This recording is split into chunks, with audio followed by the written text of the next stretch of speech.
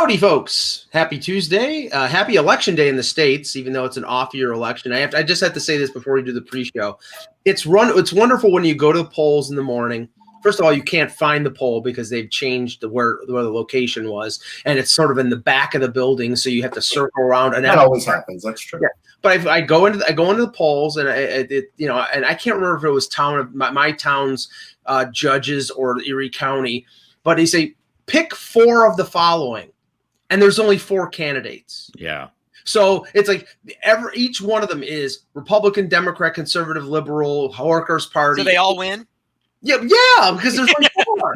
I was thinking about that's my kind of election. Everybody wins, right? Perfect for the world today. Everybody wins. I was thinking about writing in Mo, Larry, Curly, and Shemp, but anyway. And Eck. And he gets a notice in the mail that he is now the chairman of something or the treasurer of something. I was gonna vote for Let's Go Brandon. Go ahead, Russ. So I want to figure out what the NFL definition for lowly is, and I'll tell you why. So in this area, a local radio host has a one of those survivor pools, and I think 1,600, something like that. I saw the Instagram post. People got eliminated when the Jets won, when they beat the Bengals, right? So, and I get it. Didn't think the Jets were going to beat the Bengals, but again, this is the NFL, and you never know. So somehow the Jets are 2-5, and the host puts in the post that because of the lowly Jets, this happened. And I'm thinking, the Eagles are 3-5. What makes them any better? And the funny thing is they're already. I heard one media person the other day already saying, "Well, if they beat the Chargers, then they're going to win like the next 4 out of 5, and they could be a wild card team." And it's like, I wonder how you get that diluted into thinking that this is going to happen when you knew when the Eagles started the year, their team wasn't any good. I knew when the Jets started the year, their team wasn't any good. So if they get 3-4 wins, they're just doing exactly what I thought. Yet somehow the Eagles media is going to act crushed when they have like a 6-win season. Joe, is Detroit media crushed? Lions? No. It's more the disappointed dad thing where it's just like, listen, we knew you were up to no good, but you're finding a new level here, and it's just I know Cleveland has they put the ownership on the term factory of sadness, but I mean if Cleveland's the factory of sadness, Detroit is the home of the ownership of sadness because holy hell, they're bad. 44-6 to the Eagles at home. I know. We could look with Brian. I mean, he's gone through last year when they were 11-0, the Steelers. Yeah. And then this year, 0 expectations, and now they've won 3 in a row. Now, that's a little bit of a roller coaster, but I don't think Brian's saying, the Steelers are going to win another Super Bowl as a result. No, they're not a Super Bowl team, but they're also not probably as terrible as the preseason made them out to be. That's the thing. The NFL, and to the point you're making, Russ, I think that the media in the NFL lives off preseason narratives more than any other sport. So the preseason narrative is, the Jets are terrible no matter what. So whenever they come out and beat the Titans and they come out this week and beat Cincinnati, they can't ever change that or frame it in any way. They might celebrate the performance of the lesser known quarterback coming in with a great performance, but they won't change their mindset into thinking, well, maybe they're not as bad as we thought, and we'll see how they finish the year. But it's terrible or good. You can't have any in middle ground. Yeah, this is sad when like the team that I root for is the best of the 4 teams that we're talking about, because it's the elite team of the. Yeah, because usually, for 20 years, this team has been an embarrassment, sucks, and we're waiting for them to move out of Buffalo. And now, it seems like they're going to build a new stadium and everything is honky-dory. Although, I'm waiting for Terry Pegula to screw up this team like he screwed up the Sabres. Well, Mike, the other week they put up the game that they lost probably a few weeks ago on primetime. They scored 30-some points, and after everyone was talking about how terrible the offense was. So it was actually Funky makes the narrative point there. I'm no gambler, but the fact that if the Chiefs are favored over Green Bay, that makes no sense to me, as well as Green Bay is rolling and as bad as the Chiefs defense is. And it's awful. And if I'm not mistaken, Russ, the Steelers were giving points going into their game with Green Bay, like 2 points or something. And then it was like, how did that happen? Right. And then you knew that it was just a complete farce. Well, I mean, it was also like the Bills ended up beating the Dolphins 20. I think it was 26-11, and people were ripping them on the radio for, oh my God, you beat them 35-0 3 weeks ago. You should have beat them 42-0. And I mean, you got to win. Shut up, for Christ's sake. A win is a win is a win. Yeah. Well, hey, Miami was powered by the trade rumors of Deshaun Watson being pumped into their veins, so they came out with a better performance. I'm sure the massage parlors in South Florida were. That's one last thing. The NFL trade deadline, not only is it the worst of all the trade deadlines, Yes, but it's also one where fans and media of the teams have to pretend like a 5th round pick is worth it for a really good player. Like when you're getting that 5th round pick, like as an example, if the Jets trade, I don't know, Jamison Crowder, and they get a 5th round pick, we're supposed to act like that's good, and we can really go and get something now in the draft when we lost, our best or second best receiver. But on draft day, Russ, they complain and say, well, anything after the 3rd round, it's just hit or miss. But not on this day. Hey, On it's this gold. day, a 5th rounder is great, Brian. Well, I mean, Zach Ertz for a 5th round pick was absolutely ridiculous. But the most hilarious rumor right now, and we'll see if it comes to fruition before 4 p.m., is that with Jameis Winston out for the year in New Orleans and Washington being, I don't know if Taylor Heineke is hurt, or if he just sucks. I think he sucks. There's talk about the Bills getting interest on Mitch Trubisky. Well, it's not shocking. I mean, it's not like he's not an NFL quality quarterback. It's just because, look, there are things that are good about Trubisky. If you can keep him reeled in and maybe only have him throwing 25 times a game, you probably can get something out of him. Yeah. All right, let's talk some hockey. Hello, Hockey World. Today is Tuesday, November the 2nd, 2021. I'm Russ Cohen from Sportsology. And I'm Michael Agello, and this is the HockeyBuzzcast here on HockeyBuzz.com, and we are pleased to have a couple friends and knowledgeable hockey guys, Brian Metzer from Pittsburgh and Joe Yerdon from Buffalo. Guys, welcome to the show. Thanks for having us. Yeah, it's always fun to be here with you guys, especially with this assembled crew, because I consider all you guys good pals. So this is fun. Yeah, this was a treat. I didn't know Joe was going to be on. You guys surprised me. So I didn't know either. I was surprised. I don't enjoy seeing you guys. it just came together at the last minute, and we're really happy that it did. Now let's start off with some positive news. Russ, I think it's positive. The announcement yesterday of the Adam Fox signing, 7 years at $9.5 million. I believe he's in the last year of his ELC this year. So he's making under $1 million this year, but he walks into being, I think, the 3rd highest paid defenseman after Carlson and Doughty. I think it's him and then Seth Jones at 9.5. He wins the Norris last year. He's a really good young defenseman.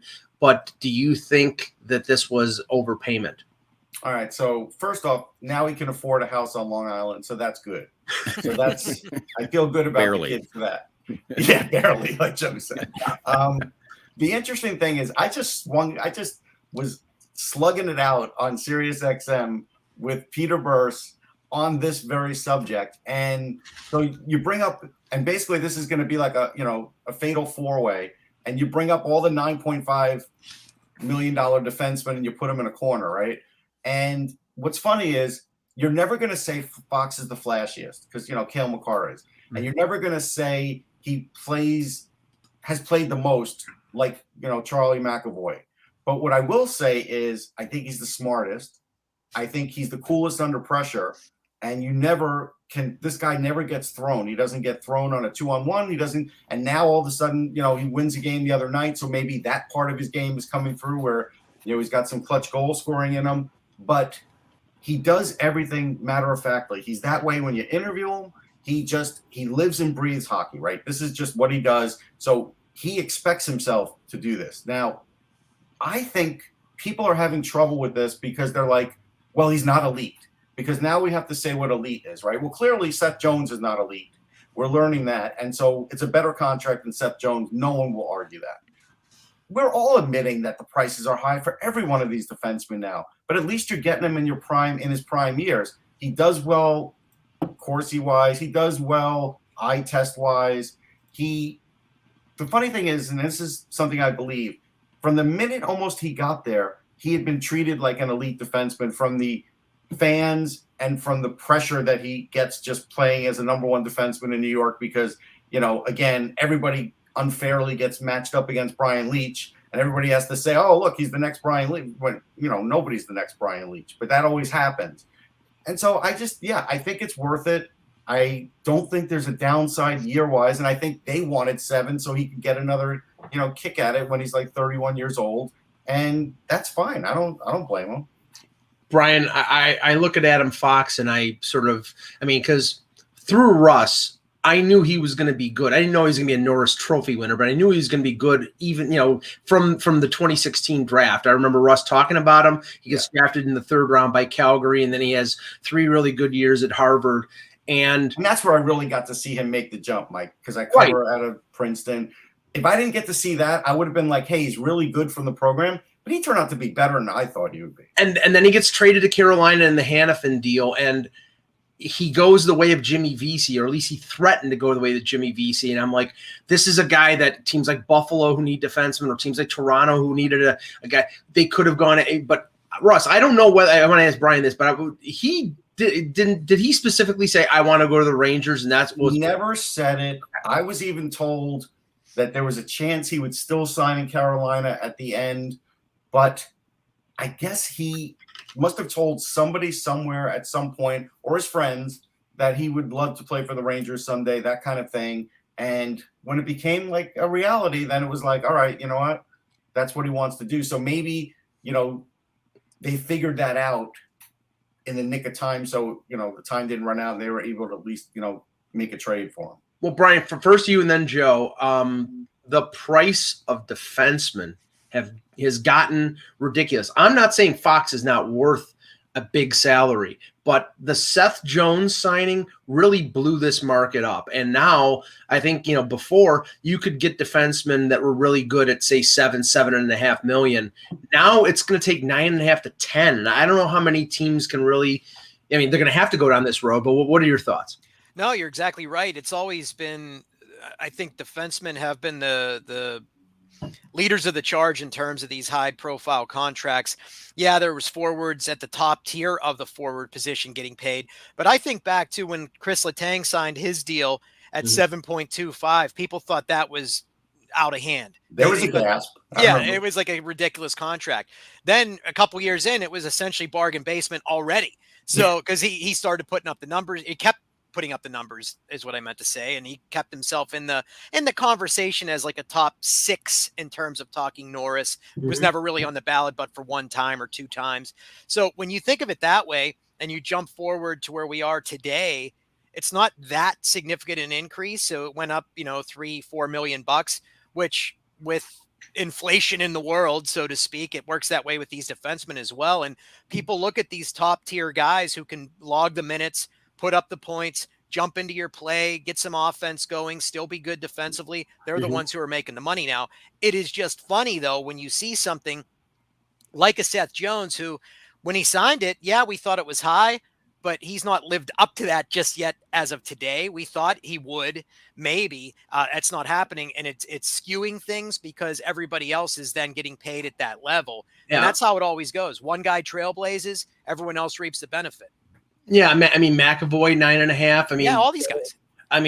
Hamilton at 9, Darnell Nurse at 9.25. It makes, and it's tough to say this, it makes the Morgan Riley deal, Joe, look like a complete nutter bargain because he's never going to win a Norris, but he's a really good defenseman, and they got him at 7.5 for 8 years. But what do you think of this blow up of the defensive market?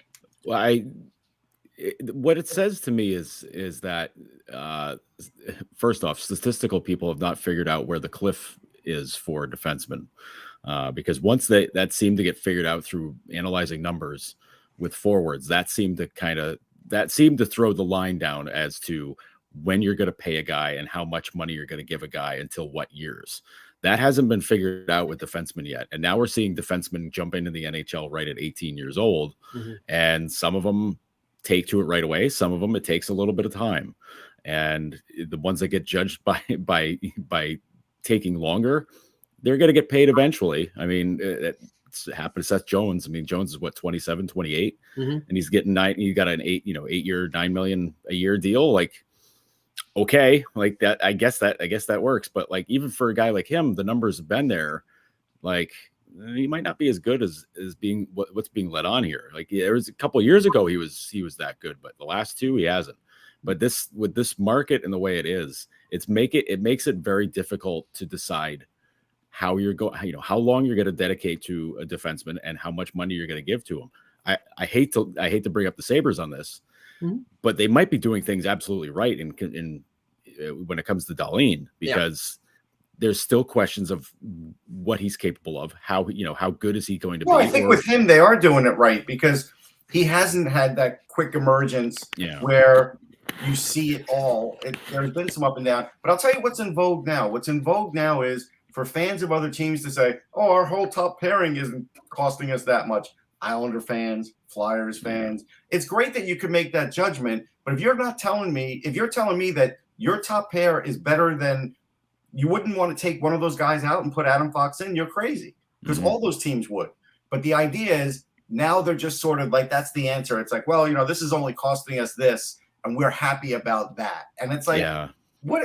I don't understand the argument. I don't. That kind of argument drives me nuts, because it's all the bad stuff about what happens with baseball being brought into hockey. Say, oh, we got the best guys for the cheapest. Like, who cares? Is it your money? Are you paying them out of your pocket? No, who gives a crap? And I think the new reality here is, with defensemen being paid as they are being paid now, teams are going to have to make more tough decisions. I mean, Boston has kept their salary scale in line. Now McAvoy blows it up. He's making $9.5. What happened? Are they going to be able to pay Bergeron what he wants when his contract comes up at the end of this year? Are they going to, when Pasternak comes up or Marchand comes up and they're looking for, $9 million, $10 million, are they going to be able to afford that? With Toronto, I don't think they're going to be able to keep the core four forwards for $40 million and Morgan Riley at $7.5, and he's got a no move. So, that probably means that a Nylander gets traded, or they move out a couple players like Kerfoot and Ritchie to clear all these moves. I think I'll tell you the difference with something like that, and the Flyers will feel that with Giroux too. If a guy wants to stay, and if they could see a team as being maxed out, and they've already made theirs, then guess what? Don't be like Vinny Lecavalier looking for that last, $100 million, and do what you need to do to stay with the team. So Bergeron, who's already been paid handsomely, is okay with taking less. Then they'll keep it all together. If he's not, then they won't, right? But David Krejci wasn't okay with being paid less. No. He ended up going back to the Czech Republic. So I don't know how much they're going to be. I mean, Bergeron's different because he's a Hall of Famer. I don't think Krejci is. No. Anyway, moving on. Joe, I wanted to ask this before we talk about the Bettman stuff. Over the last 4 or 5 days, the fervor, the chatter about Eichel has ramped up, and Vegas has been the team that has been closely associated. I think it started when Vegas signed Zach Whitecloud to the extension and signed Ben Hutton, and all of a sudden it's like, whoa, Shea Theodore, Nick Hague, or somebody like that is going to be included in a Sabres deal with Eichel. Look at the Vegas Golden Knights right now. Pacioretty's out, Mark Stone is out, and now William Karlsson's out for 6 to 8 weeks.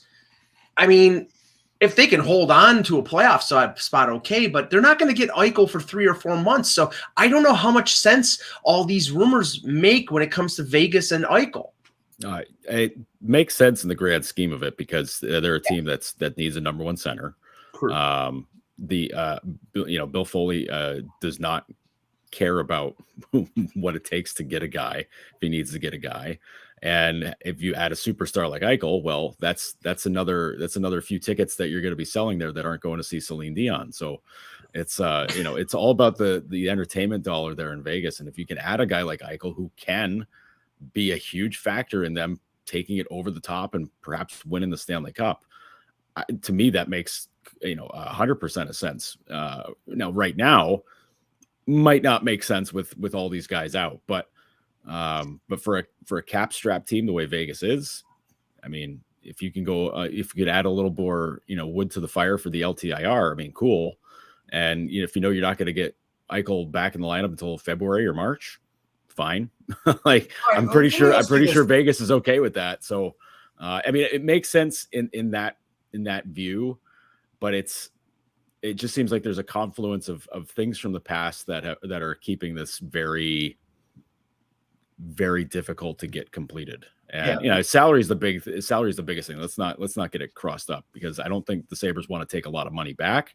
I don't think they want to pay out any money to send Jack elsewhere. But they have to, because if Vegas is right up against the cap. Russ, go ahead. You were going to say something. I was going to just go two things with Joe on this one, and then Brian can chime in too. Sure. So like yesterday, I'm talking with Kevin Allen, and he's asking me, do I know for sure Peyton Krebs is a top liner? I said, I thought when he got drafted, he's a top liner, but he's 20 years old. Like, not everybody's a top liner at 20. So how could I give a definitive answer on that right now, even though we see some guys coming into the league early? But again, every situation is different. Every player is different. So it's like, I still can't say it. I still have to say, I think he's a top liner, but I have to leave it at that because I don't know for sure. So I used to have a job where I used to have to do forecasting in the hotel business, right? Who in Vegas forecasts what might happen in 2022, 23, 24 in their organization if they make this deal? Does anybody do it? Or is there nobody at the wheel at this point? Because they're just like, we got to do it now because we got to win now. And then if you don't win now, where are you going? Brian, I don't know about you, but it would be a tough decision to decide to go either to see a Vegas Golden Knights game or go see Celine sing "My Heart Will Go On." But what do you think of this situation? Because, I mean, in Buffalo, they're waiting for the shoe to drop. They're waiting for Eichel to get traded. And I think I agree with Joe. I think Vegas is probably at the top of the list amongst two or three teams. But the Sabres have to take money back. They have to, if it's Alex Tuck or if it's Shea Theodore, they have to take money back because Vegas is up against it. So I don't know how the particulars of this deal work unless they find a third team to take on salary or something like that. Well, it seems like since they came into the league, they've always been able to find, at least up to this point, willing participants to help them in these situations, or they've been the third team sometimes. Maybe someone will return a favor to them in this deal. But you're right. I don't know how you continue to be. They're almost like a fantasy team at this point, the way they were running things out in Vegas. Yeah. Every guy that became available, they were in the conversation. I mean, I run my fantasy team with more restraint. I do. Yeah. Yes, you probably do. They get involved in any big name that's available, which, hey, more power to them. I think as a fan base, you'd love that. But you still have to, you can't just throw a bunch of names at the wall either, because they haven't been able to get over the hump. They've been a conference finalist almost every year in the league, yet they can't get over that hump. Is Jack Eichel the guy to get them there? I don't know. Well, he's better than Chandler Stevenson as a number one. Well, yeah, they definitely need to address their center position, and they could always go the Tampa route and keep everybody on long-term IR the entire season, and that's where they get their money, because they could probably make a playoff run at least to get themselves in with what they have if Eichel goes there and becomes Jack Eichel. But who's to say that big question, Brian, and we all could answer this. Yeah. We were trying to figure this out yesterday. Even if, let's just say he were to get either surgery, right? Let's just say he gets either surgery. What is the odds he's back to being a 90-point player? I think it's going to be hard for him to be back to a 90-point player with any of the surgeries. But there are people that have real differing opinions about this. But do we ever see a guy ever come back like Kevin Allen said, hey, Tyler Bertuzzi had the surgery, and that's great. He's playing great, but he's not a 90-point player. Like, you're talking about a guy being like a top 5 to 10 player in the league. Can he get back to that after a surgery like this? And, everybody talks about Gary Roberts. Gary Roberts wasn't the same Gary Roberts. He was good. And it took him 3 years to get back. I was going to say that. Yeah, you're not going to get Jack Eichel at that level tomorrow. He gets the surgery. It's going to take him time to get back. He may get back on the ice sooner. Yeah, but he's not going to be at that high level and doing what you need him to do. And by then, maybe he is in your organization and he gets a boo-boo lip again. And then what? So then you've given up assets. You've done all this to integrate him. And then you've got to find a way to offset the losses and either move him or to have him walk away. I mean, it's a tough situation. Maybe he decides he wants to move again. And so I don't know. I hate to say it because I don't like to paint guys in any kind of negative way when they are just trying to go out and play the game. But I almost feel like since day one, he's always kind of been, and this is going to sound terrible, a pain in the butt, and that's going to probably continue. And some guys, it just follows them their entire career. We can let Joe answer to that. Yeah, whether it's applicable or not. You know, I was just going to say this. I mean, because the first the Gary Roberts comparison. Gary Roberts was not the same player after he came back. He was a great player. He played great for Carolina, played great for Toronto, but he was a 50-goal scorer with Calgary, and he never returned to that. But he was still a very effective and a great player after that. But Jack Eichel has been followed by the injury bug since he got drafted in 2015. Yeah. But I think when healthy, he's a top 5 center in the league. Mm-hmm. And that's really the crux of the situation, because the Sabres are expecting to get the value equivalent to him being a top 5 center in the league, and they're not taking into consideration the injury, and the other teams are saying, well, I want him at a discount because he's injured. So yeah. I don't know how that's rectified other than the conditional draft picks. Yeah, it's dumb on the Sabres part, and a lot of my feeling is that a lot of it's driven by how much they got raked over the coals in the O'Reilly deal. Yes. Is that, and it's not Kevin Adams' fault. He wasn't the GM there, and he wasn't the GM then. It's Terry coming out of the head office and saying, like, we're not gonna be made fools of again. You stick to this price. And Kevin's like, okay, boss, like, whatever you say, boss, I'll take care of it. Like, this is what I got to do. But the injury stuff for Eichel, it stinks because it's all fluky. Yes. The high ankle sprain, shitty ice. Pardon the language. Sorry. Really bad ice in Buffalo. Turns his ankle sideways. Same thing happens in Boston, where he gets hit from behind by Grzelcyk. Yep. Rolls his ankle again. And things like this where it's just dumb. Like, just dumb things that can happen in hockey. And even the neck injury, he gets hit by Cizikas behind the net, into the boards in the back, and doesn't look like much, but then you see him on the bench and he's immediately rubbing his neck, and we never see him again. We haven't seen him again since. So it's, I can't fault him for the injury stuff. Just like I can't fault Buffalo for holding a hard line. I can't fault Jack for wanting to get the surgery done that he wants done. All of it stinks. It's the worst possible joining of everything with this, because you understand where it's all coming from. And when it comes down to it, though, somebody's got to give. And like, it's, and the way the CBA is written, it's forcing Jack to want to be the guy to give. And he ain't going to do that and honestly, I don't blame him, because if the choice is one surgery where the results are going to be crappy and your quality of life is going to stink afterwards, I'm going to look for another option too. But yeah, to me, I think there's another part of this story that's not out there that maybe should be out there or not. Like, I don't know if, maybe the surgery Jack wants isn't covered by insurance. Maybe, if there's that part of it, then it's just kind of like, all right, well, what do you do then? Like, you just kind of, you have to basically, somebody has to assume a risk at that point. I mean, I'm so sick of talking about insurance. Yeah, no, I've been over it for 2 months now. Let's just get it done. Let's get this over with. Right. And the guy's wasting valuable years of his career with all of this. Mm-hmm. And when I say he was a pain in the butt, that's looking at it from the outside, with him not being pleased with management there, not being pleased with coaching, et cetera, et cetera. At this point, there should be some resolution, because the surgery could have been done months ago. Brian, he could be well into recovery by now, and somebody could be utilizing his services. So it's just terrible that this is playing out this way. Eichel has a good reason to be frustrated, because he sees the guy drafted a pick ahead of him in McDavid, who's had at least a couple playoff series. He sees a guy who he played in, it plays as another American who has played in the U.S. developmental program in Austin Matthews, who has made the playoffs 5 straight years, although hasn't won any. But he sees them, and they've had success in their careers, and he's been stuck with an organization that can't shoot straight. And I think it's logical that he wants out of here. And the problem with this is the 5 years left on this deal. There was talk about, like Arizona being included in it as a third party to retain salary because the Sabres wouldn't.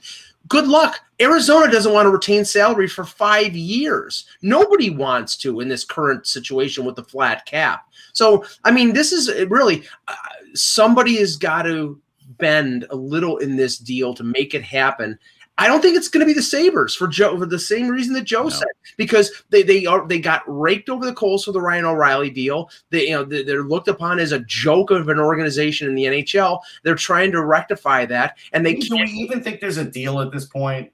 I do. A deal that could literally happen tomorrow? I don't. I do. Is there a chance of him just do. playing for the Sabres again?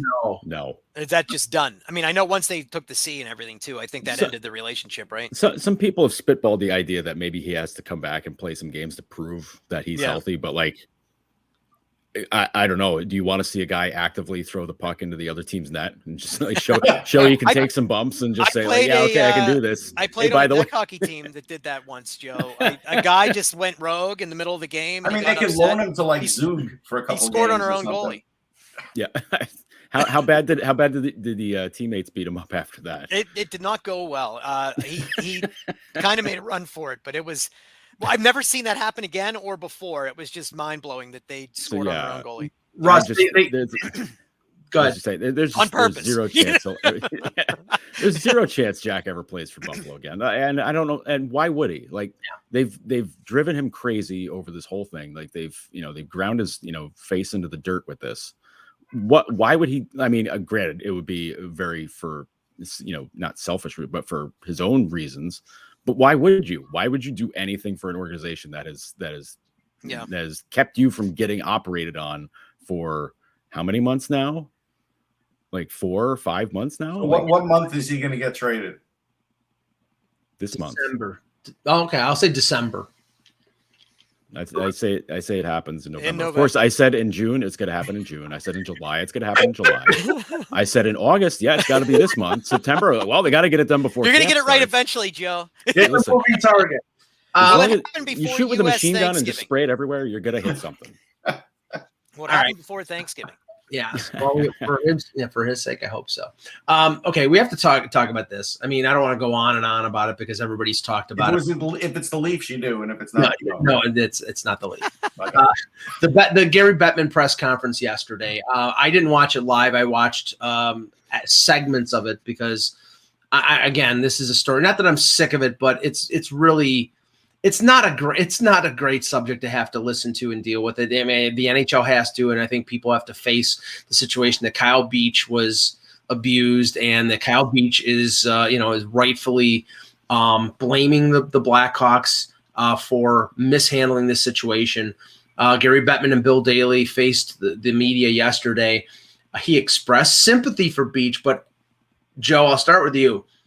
He treaded very lightly. It was very lawyerly. Him and Daly just didn't want to say the wrong thing because this is currently being negotiated, or there's the Blackhawks are trying to reach a settlement with Beach.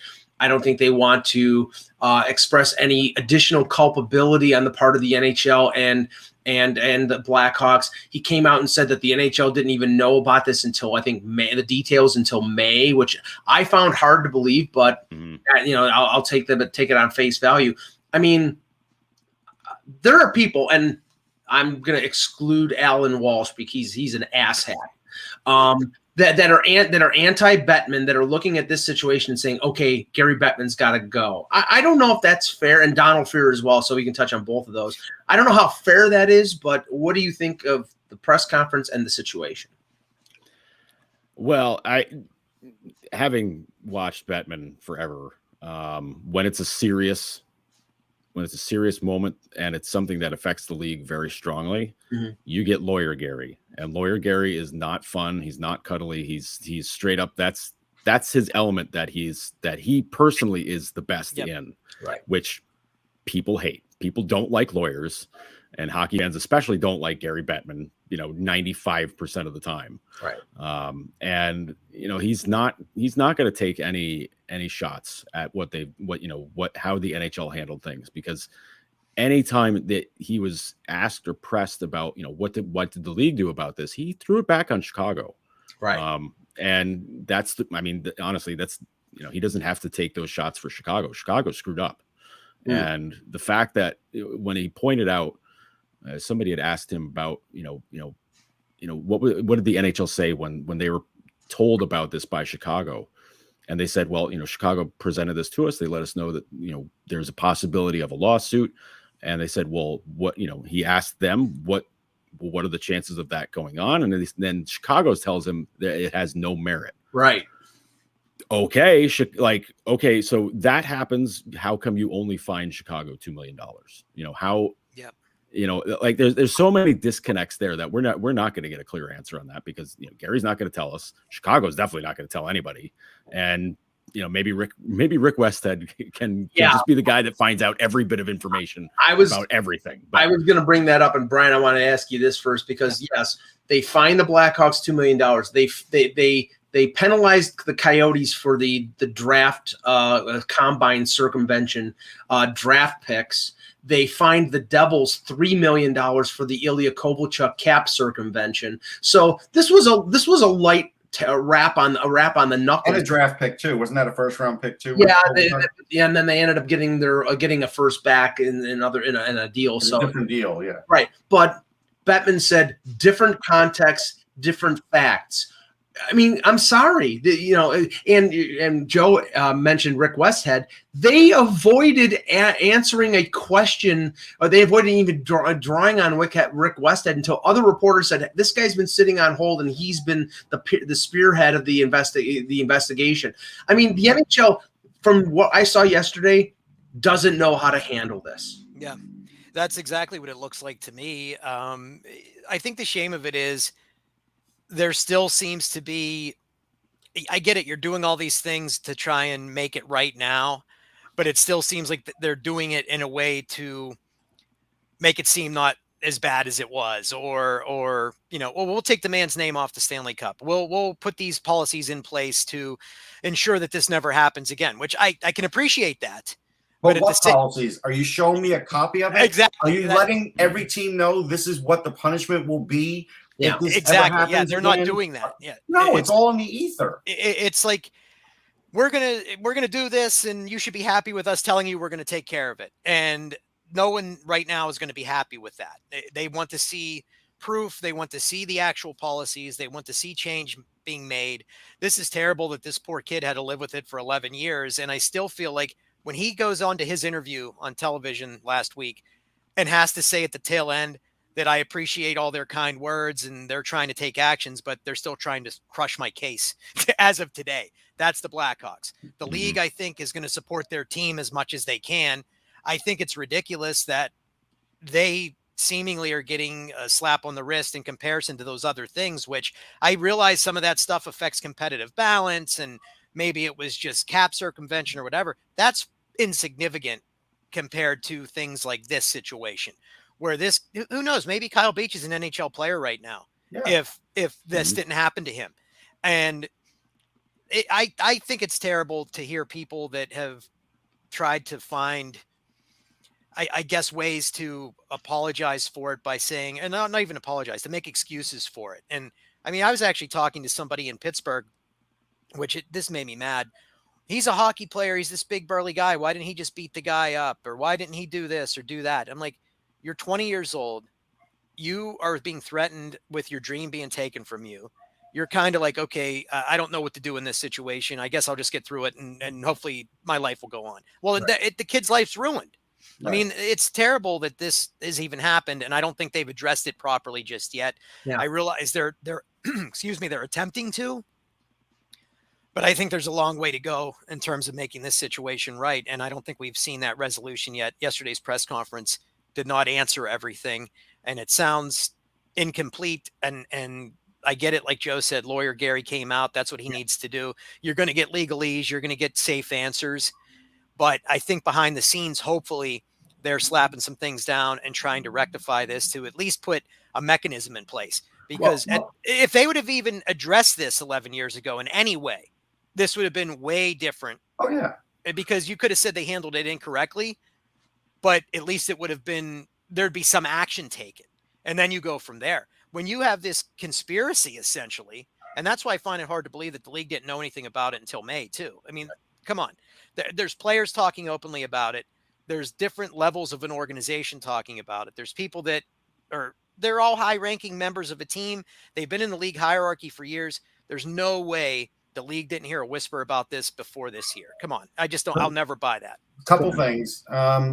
Again, this is the last time I'll say it, but for as long as I see Jonathan Toews as captain of the Blackhawks, I can't take him seriously that they're changing their ways, because he was there for all of that. And he was the captain for all of that, and he's still captain. So that's one thing. The other thing is, I dare say that they've reclassified the assistant GM position now, because if you're trying to tell everybody that, hey, he's not in on the high-level decisions, he can't overrule anybody, and almost make it seem like a coach had more power than an assistant GM, if that's really the case, you've now declassified the assistant GM position in this league. Yep. No, I agree. I agree with you there, Russ. I mean, I heard that and thought that exact same thing. And the way that the investigation reads, it does sound like Quenneville was the ringleader for. But it was just, hey, this cup runs more right? important. It was like he's an assistant. Yep. He's not high level. It's like, but the knowledge was there. It sounds like the decision-making process flowed through John McDonough and Quenneville and Stan Bowman and that Cheveldayoff. And Frank Cervelli reported, he said, Bettman says that the only person who identified Kevin Cheveldayoff, who was in the room on the day in question in the meeting when the executives decided to delay dealing with Aldrich allegations in order to focus on the playoffs, was Kevin Cheveldayoff. He outed himself, and that's probably the reason why he didn't have any penalty from the league. But that's still not a good enough reason. I agree. All that means is, hey, you're doing the right thing now. You didn't do the right thing then. It still doesn't mean it should turn out that way. So he's having a press conference at 5:00 today, and he'll talk, him and Mark Chipman.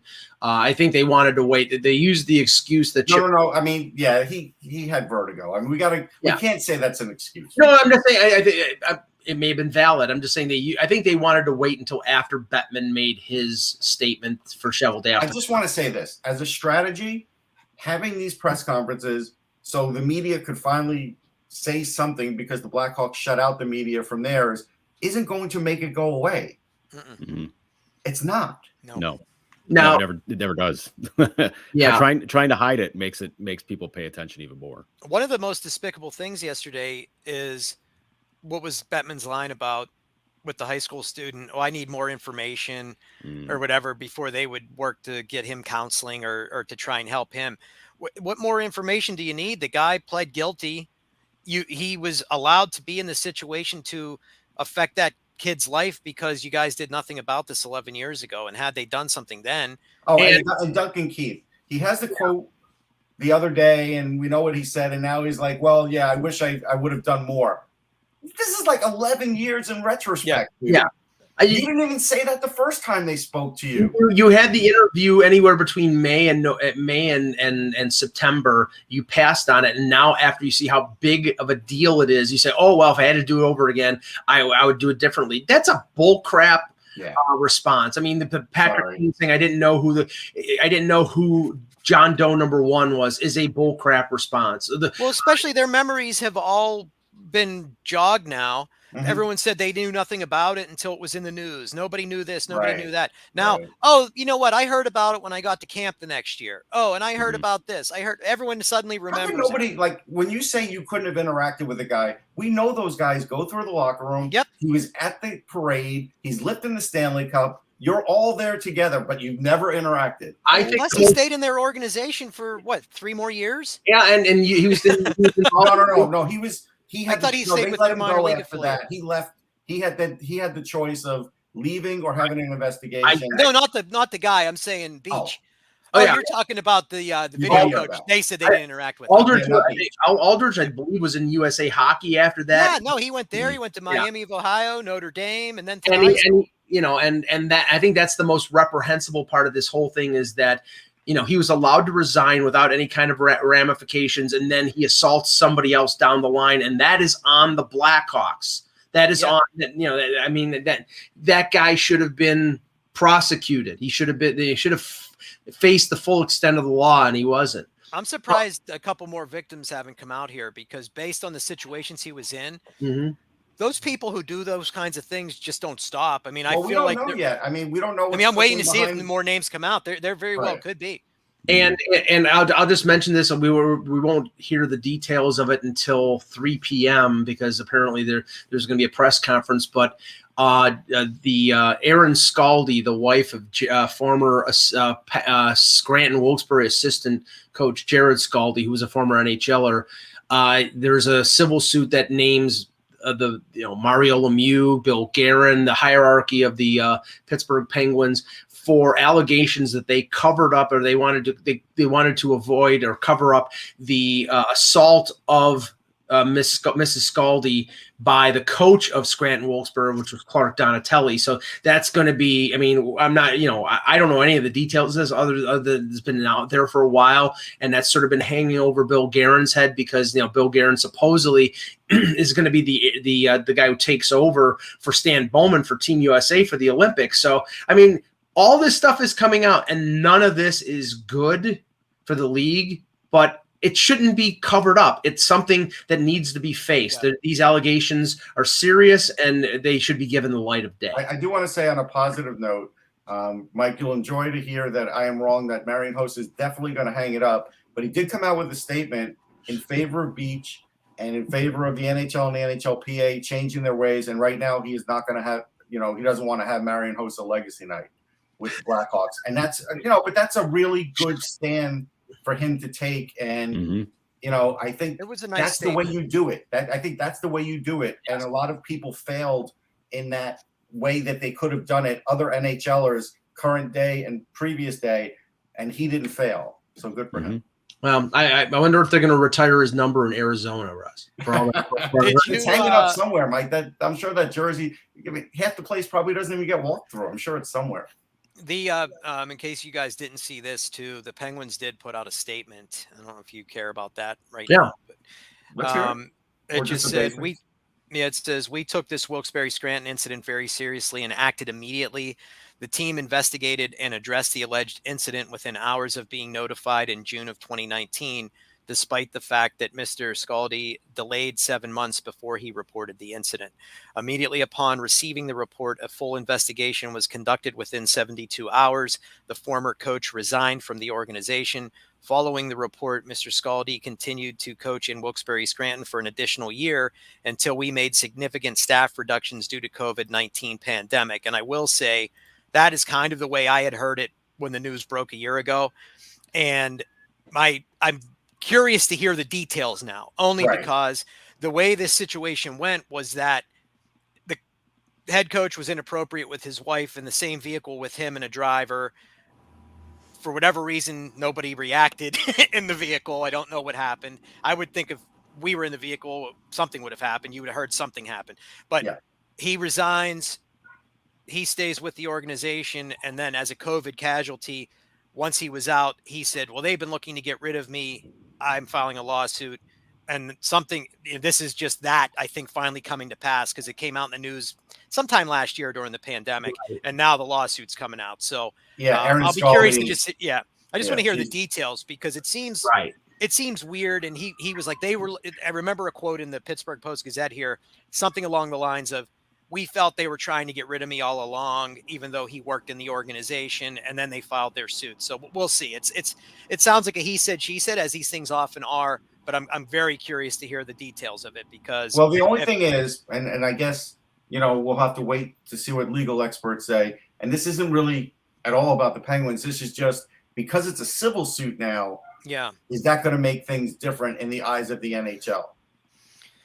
Yeah, it seems sometimes civil suits do have that effect where, hey, pay the man, do what we got to do, and then it's not going to be a different situation. But maybe there's no criminal acts. You're right, and in a civil suit, they can basically make sure that nobody talks about it. They can make it So I mean, and I guarantee you, if that's all it is a civil suit at this point, I'm sure it's going to settle out of court because that's what's being reported now.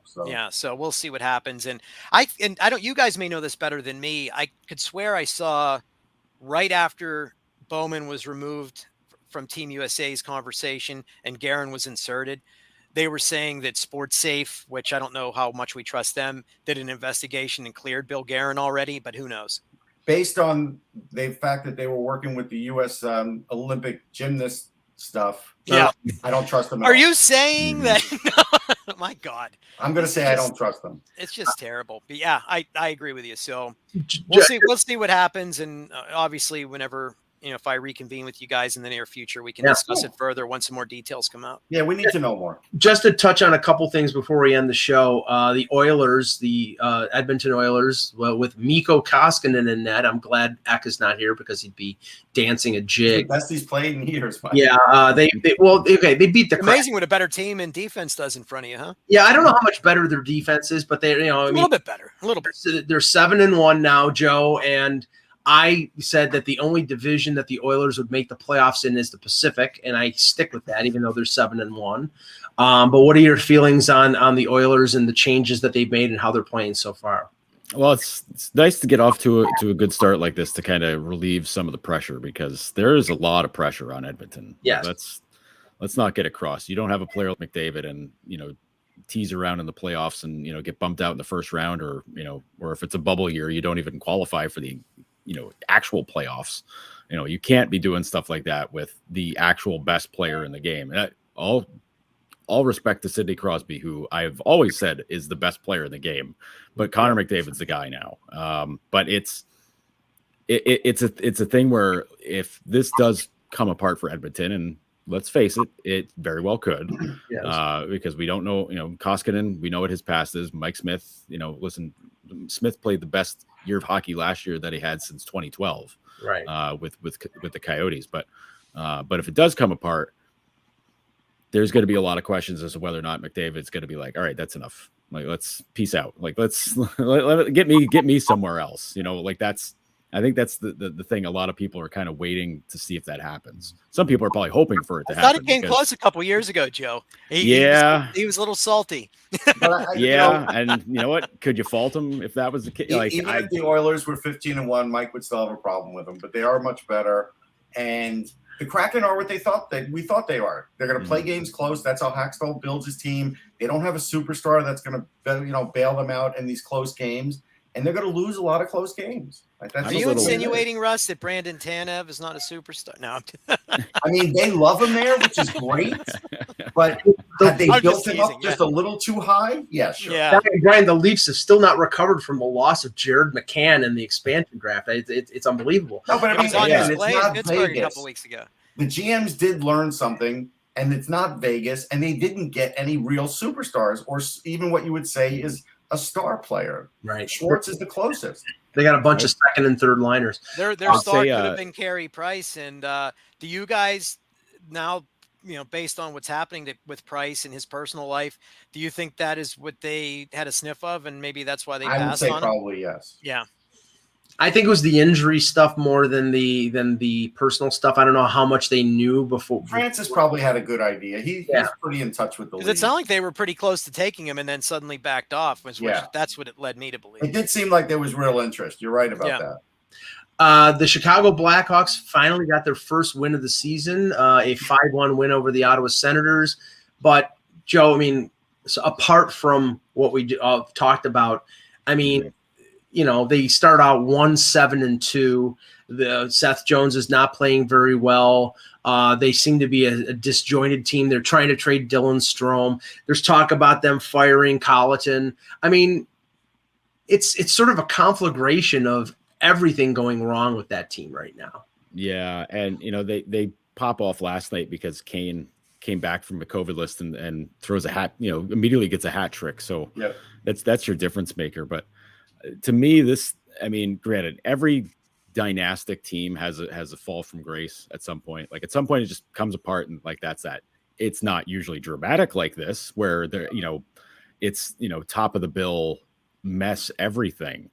But in Chicago's case, this, to me, ever since they flipped on Quenneville and went to Jeremy Colleton, this has been like it was a crack in the dam before, but I think Colleton it cracked a hole in the dam with all of this, because his tactics, everything about that he's done with his team is just not fit the way that team is built, the way that team is made.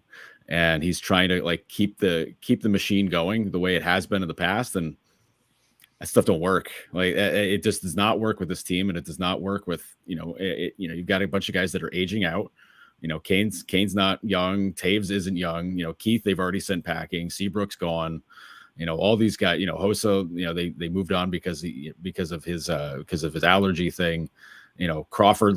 Crawford was gone. Like all the remnants of their championship teams are gone basically, and nobody's gonna. I can't say nobody's gonna take on contracts like Kane or Taves, but I keep thinking of Buffalo with Kane. I can't help it. I don't know if Jonathan Taves is tradable. Yeah, and I think Taves. Yeah. I think they both have 2 years left on their deals. Kane's got one more after this, I think. Okay, then they both because they had both signed the same. Yeah, somebody would take Kane. Yeah. But I know Eck brought up trading Fleury, who's a free agent after this year, and I believe he still has the no move clause. But based on the fact that I don't think they're going to get back into the race in the Central, that might be a possibility. The last thing hold on, let Brian comment on that because I said yesterday I don't think Hextall would offer any great assets for Fleury. What do you think, Brian? Based on how Jari has started the season, even more, that makes it kind of even a lesser thing for me because they gave him a chance. He's come out. He's playing really well. He's had a couple iffy goals maybe, but generally he's been looking really, really good. Fleury, I feel like Chicago has already started to break him. I felt terrible saying that it was hard to smile the other night. And we all know Marc-Andre Fleury. That's odd coming from him. Yeah, he smiled. I've never seen him not smile. Yeah, and for him to come out and say it's been tough and it's embarrassing and that, I can't smile anymore. It's hard to smile. I like that he had 2 pretty nice performances in a row. The 1-0 loss, which, boy, get the guy some goals, please. And then I think he was in there last night for that win as well. So, I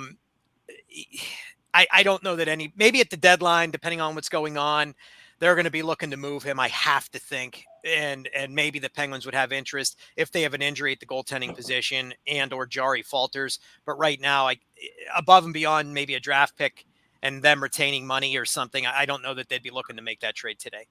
I think the worst part about this with Fleury though is that the Vegas sent him to Chicago and he was just kind of like, wait, what? Like what? Why? And it took him days to finally say, all right, I'm cool with this. And then they go out and play like this in front of him. And then all this whole thing blows up around the team. I can't imagine what he's thinking. Being like, man, I waived my no trade for this to come here to this mess. Yeah. And they're trying to scrape together one more cup run out of this crew. Yeah. And it's like, I don't think so. And just imagine, this is the first time he's played on our non-competitive team since he was 20. Yeah. After that, they drafted Crosby. They were in the playoffs every year. He goes to Vegas. They get to the Cup final. This is the first time that he is playing on a team that really, at this point, has trouble even winning a single game. So that's got to suck. And I'm sure right now he's saying I should have retired. I should have retired in the summer. I feel like adversity has surrounded his career, but it was always him. The adversity that either stemmed from a mistake or things that he had done on good teams. This is just a terrible situation for him. Then on top of it, you stir in all of the dirty laundry they're dealing with in Chicago. And Fleury's like, what the hell did I come here for? Exactly. All right, guys, great show. Thank you, Brian, for coming on. And we'll have you on in a couple of weeks. And Joe, we always have you on the show. So thank you for coming on. For Russ, always happy to. Thanks. For Russ Cohen, I'm Michael Agello. Thanks for watching. And remember, without the buzz, it's just hockey.